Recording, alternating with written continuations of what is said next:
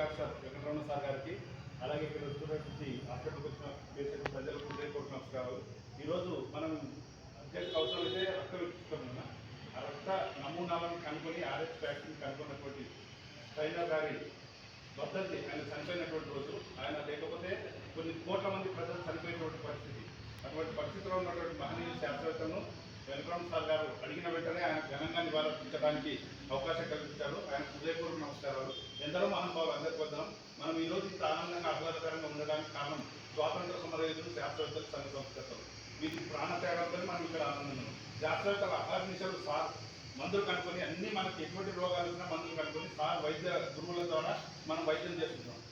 మనం ఏం చేయాలి? సమాజంలో ఇటువంటి వాళ్ళని ఇన్స్పిరేషన్గా తీసుకొని మన సమాజంలో ఇన్ని రోగాలు వస్తున్నాయంటే నెలకొకసారి వస్తున్నాయి. ఆ రోగాలు రావడానికి కారణం వాతావరణ కాలుష్యం, అతి ఆహారం తిని విపరీతంగా ఏర్పడుతుంది. మనం కొంత బాధ్యతతో వాతావరణ కాలుష్యాన్ని నివారించడంలో మనమంతా సార్ గారి అధ్యక్షతను మనమంతా కొంత అవగాహన కలిగి ఉండాలి. లేకపోతే సమాజం అస్తవ్యస్తంగా తయారవుతుంది. కాబట్టి మనం ఖచ్చితంగా కొంత అవగాహన కలిగి ఉండాలని కోరుకుంటూ చెట్లు నాటాలి. వారంలో ఒక రోజు బండి వాడుతున్న ప్రభుత్వ వాహనాలు నడిపే విధంగా అవగాహన కల్పించుకోవాలి. అలాగే కరెంటు విచ్చలవిడిగా వాడకుండా ఇది చేసుకోవాలి. ఈ విధంగా మనం వాతావరణ కాలుష్యాన్ని నివారించుకోవాలి. అలాగే లింగ నిర్ధారణ వాటి చట్టం గురించి మనం అవగాహన కలిగి ఉండాలి. అది చట్టం ఏం చెప్తుందంటే 1996లో పార్లమెంట్లో ఆమోదం చేశారు. లింగ నిర్ధారణ నివారణ చట్టం. మన భారతదేశంలో ఆడబిడ్డల సంఖ్య రోజులు తగ్గుతుంది. ఆ సంఖ్యను పెంచాలి. మనం ఏం చేయాలి? ఎవరైనా గర్భం దాల్చి కడుపులో ఉన్నటువంటి బిడ్డను చంపడానికి ప్రయత్నం చేస్తే ఖచ్చితంగా నిరోధించాలి. డోన్లో అయితే మన ఆర్డీఓ సార్ గారు చైర్మన్గా ఉంటారు.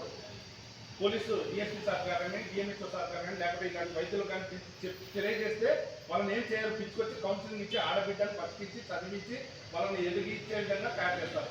ఇప్పటికే మన కుటుంబంలో 40 సంవత్సరాల్లో పెళ్లి కానీ ఆడబిడ్డలు ఉన్నారు. కాకపోతే ఇదే విధంగా ఆడబిడ్డలు తగ్గితే మన సమాజంలో అగమ్యగోచరంగా మారుతుంది. కాబట్టి మనం కొంత సమాజం పట్ల బాధ్యతగా ఉండి రోగాలు మళ్ళీ రాకుండా మనం చూసుకోవాలంటే కొంత అవగాహన కలిగి, చట్టాలపైన అవగాహన కలిగి, సామాజిక బాధ్యతతో మనం ముందుకు నడపాలని కోరుకుంటూ ఇంత మంచి అవకాశాన్ని ఇచ్చినటువంటి సహకారం